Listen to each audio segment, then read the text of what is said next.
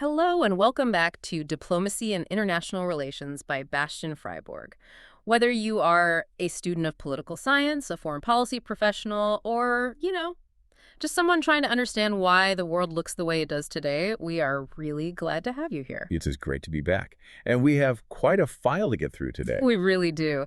Today, we are going to dissect what I think is one of the most interesting paradoxes in modern and international relations. We were looking at Denmark. Right. Now, if you ask the average person to describe Denmark, they'll probably say something like small, peaceful, progressive, bicycles, good pastries. The classic Nordic modeling. Exactly. But if you look at the actual source material regarding the Middle East over the last 25 years, that image, it falls apart completely. It really does. You don't see a pacifist nation. You see a country that has been one of the most aggressive, militarized Western actors in the region, often more hawkish than its neighbors, and sometimes even stepping out ahead of the United States. It is a massive contradiction. Yeah. We tend to group the Scandinavian countries together as these, humanitarian superpowers. But when you dig into the history and the strategy papers we have in front of us, Denmark really stands apart. Right. They have been running a completely different operating system than, say, Sweden or Norway when it comes to the Middle East. And to figure out why, we have a serious stack of documents to unpack. We're pulling from historical journals on the 18th century Arabia Felix expedition. We have strategic analysis papers from the Danish Institute for International Studies, that's DAIS, and comparative reports from the Swedish Institute of International Affairs. And maybe most significantly, we have a direct transcript from a UN Security Council debate dated January 2025, which gives us a real-time look at where things stand. Before we get into the weeds, just a quick note to our listeners. If you enjoy this kind of analysis and want to support the show, please do follow and subscribe. It really helps. It does. We also offer a subscription option on Spotify and Apple Podcasts. For a small monthly fee, you help keep the lights on and you get access to extra episodes. There is a link in the description if you want to check that out. So what is the roadmap for today? What are we tracing? Okay, so we are going to trace the arc of Denmark's engagement. We're going to look at three, I think, very distinct eras. First, the era of scientific curiosity in the 1700s. Right. Second, the era of super-Atlanticism and war in the 2000s. And finally, the era we are entering now, climate diplomacy. So from the microscope to the F-16 and then back to the wind turbine. That is exactly it. Let's start with the microscope. 1761, the Arabia Felix expedition. This feels like something out of an adventure novel. It really does. King Frederick Sevilla commissions a team to explore Happy Arabia, what we now call Yemen. It does feel cinematic, but the intellectual conflict here is what really matters for our discussion. You have two competing motivations for this trip right from the start. The king wants prestige. He wants to map terra incognita. It's the Enlightenment. Knowledge is power. But then you have Johann David Michaelis. The theologian. The theologian, right? Yeah. And Michaelis essentially hijacks the academic framework of the mission. He isn't interested in geography. He wants to prove the Bible is literally true. Wow. He sends these scientists into the desert with a list of questions that were, well, frankly, they were ridiculous. Give us an example. He wanted to know if the tides in the Red Sea were strong enough to have parted from Moses. Seriously. Yeah. He wanted to know if the stars shone brighter in Arabia, because the scriptures mentioned the brightness of the heavens. He was looking for miracles, not data. So you have this clash between scientific observation and religious dogma before they even leave Copenhagen. And it ends in tragedy. 6 men go out, a philologist, a botanist, a physician, an artist, a servant, and a surveyor. Only one makes it back alive. Karsten Niebuhr. Karsten, the surveyor, the math guy. The math guy. And then it's so crucial. The historical journals highlight this profound difference between Niebuhr and his colleague, the linguist von Haven. Right. Von Haven represents the worst kind of European arrogance. He despised the locals, complained about the food, refused to adapt. He bought into the whole superiority narrative completely. Whereas Niebuhr seems to have cracked the code of cross-cultural engagement just by being humble. He realized that to get accurate data, to map the terrain and understand the culture, he had to sort of disappear. He adopted Arab dress. He learned the local dialects, not just the classical Arabic of the books. There is this great anecdote in the journals where he describes riding a camel alongside a local guide, just sharing a simple meal and talking. Just connecting. Yeah, he viewed the Arabs not as subjects to be judged, but as a civilization to be understood. And that approach yielded the first accurate maps of Cairo and the first detailed sketches of Persepolis. It was really the foundation of European scientific knowledge of the region. It was the curious observer at its best. No political agenda, no desire to change the regime or convert the population, just an attempt to see reality as it was. Which makes the jump to our next era so jarring. We are fast-forwarding over 2 centuries, the Cold War is over, the Soviet threat is gone, and suddenly, Denmark transforms from the curious observer into the loyal ally. The sources use the term super-Atlanticism. It's a strategy where Denmark decides to align its security policy with the United States. And the text is explicit here, no matter what. No matter what is a heavy phrase in diplomacy. Usually you leave yourself an exit ramp. Yeah, here. And to see how radical this is, you just have to look at the comparison with Sweden that the Swedish Institute of International Affairs provides. It's night and day. How so? Take the issue of Palestine. Sweden recognizes the state of Palestine in 2014. They see themselves as a moral superpower, supporting the underdog. And Denmark? Denmark refuses recognition. They stick rigidly to the U.S. line. We support a two-state solution theoretically, but not yet. Or look at UNRWA, the Agency for Palestinian Refugees. Right. When the Trump administration cut funding, Sweden stepped in with millions to fill the gap. Denmark. They supported the cuts. That is a significant difference. It is. You had Danish politicians from the center-left and the center-right arguing that refugees should just move out of the camps. Yeah. They were essentially reading from the U.S. State Department's talking points at the time. So the question is, why? Why does a socially progressive welfare state act like a hawk on the global stage? It points back to the early 1990s and the European Union. Denmark voted no to the Maastricht Treaty initially. I remember that. Yeah. You latch on to the United States. Denmark needed a security guarantee, so they paid their premiums in blood and loyalty. Former U.S. Ambassador Rufus Gifford is quoted in the material, saying that when he went to the Danish Foreign Ministry with a request, they were already working on it. Wow! Denmark became a first mover. So when the U.S. went into Afghanistan, Denmark was there immediately. Iraq, Denmark was there. Libya in 2011. Denmark sent F-16s. And they did this with very little domestic debate compared to other European nations. The activist foreign policy became a consensus.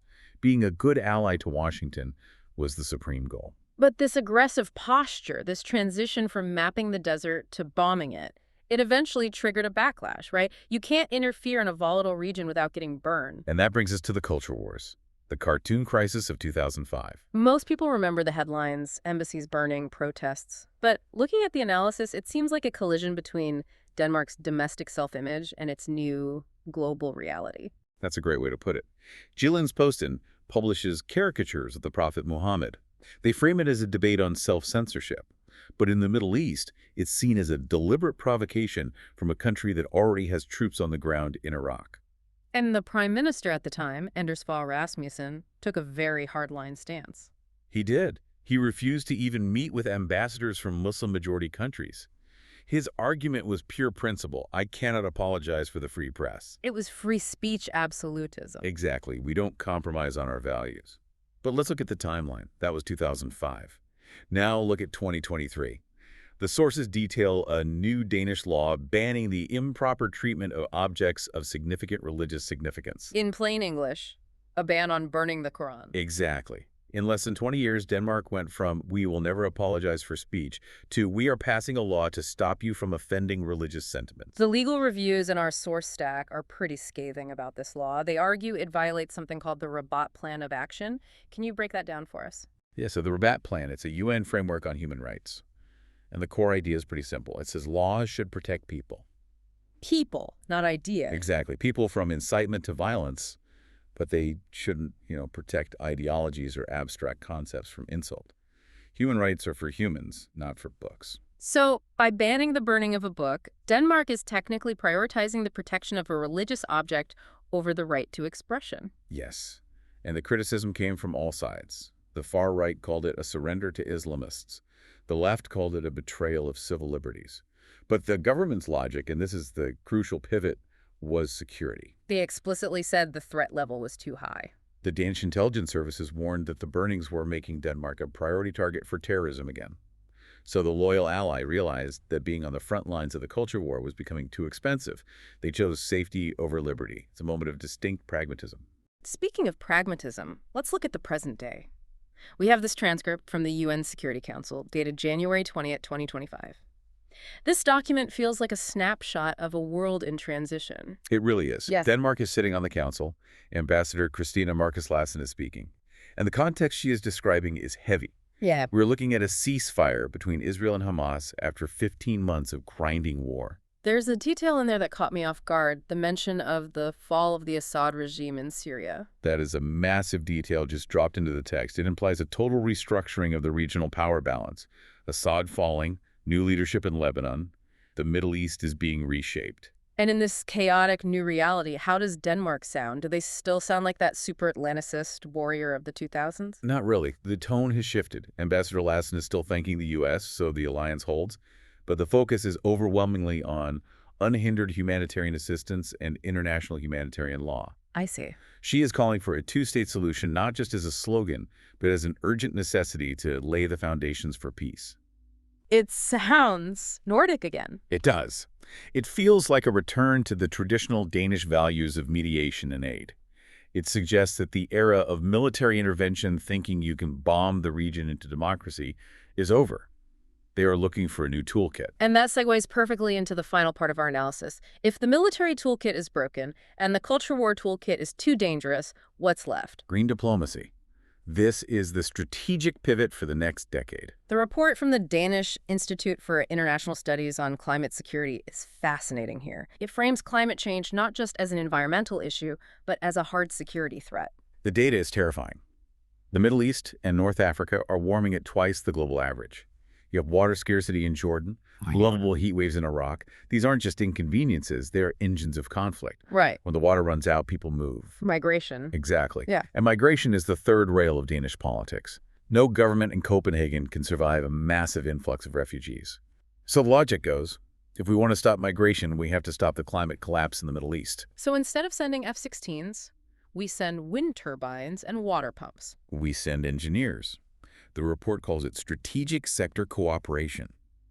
Denmark is looking to partner with countries you wouldn't expect, like Saudi Arabia and the UAE. That seems controversial. Partnering with oil states on green energy. It is. Critics will say it's greenwashing autocracies, but the analysis argues it's necessary. These countries have the capital. They have ambitious net zero targets because they know their oil economy has an expiration date. And Denmark has the technology. Denmark has the technology. It's a transaction. It is a transaction. One that allows Denmark to stay engaged in the region without the baggage of invasion. It leverages what Denmark is actually good at. It's soft power with a hard security objective. It's almost like we've come full circle. We started with Niebuhr, the scientist, trying to understand the environment. We went through a period of trying to force our will on the region militarily, and now we're back to science and technology, trying to save the environment to save ourselves. It's a compelling narrative arc. But it leaves us with a difficult question, one that the experts in these papers keep coming back to. Is this a proactive choice by Denmark? Or is it just adaptation? The small state theory. Right. The theory that small states don't really have independent foreign policies, they just seek shelter. First, Denmark sought economic shelter in the EU. Then, security shelter with the U.S. military. Now, as the U.S. becomes more unpredictable and the climate crisis accelerates, are they seeking a new kind of shelter? A green alliance. Perhaps. Or maybe they're just trading in the only currency they have left. In the 2000s, the currency of influence was troops. In 2025, the currency is carbon reduction. Denmark is a trader nation. They're just trading what the market demands. It suggests that for a country of 6 million people, sovereignty and foreign policy is a bit of an illusion. You're always reacting to the giants. But you can choose how you react. And I think the shift from Niebuhr to Fogh Rasmussen to Lassen shows a learning curve. They learned that observation, like with Niebuhr, was safe but passive. They learned that intervention, like in Iraq, was active but dangerous. Now, with this climate approach, they're trying to find a middle ground active engagement that stabilizes the region rather than destabilizing it. From the desert sands of Yemen in 1761 to the high-tech solar parks of Saudi Arabia in 2030, it is quite a journey. And one that is far from over. As the region changes, with Assad gone, with new leadership in Lebanon and Denmark, we'll have to pivot again. We will definitely be watching. Thank you for guiding us through this stack of sources. It's complex, but I feel like we've connected the dots. It was a pleasure to analyze this with you. And thank you for listening to Diplomacy and International Relations by Bastian Freiburg. If this investigation gave you a new perspective, please take a second to rate the podcast 5 stars. It really helps us keep these episodes coming. And don't forget to check the link in the description if you want to support the show. Until next time, stay curious.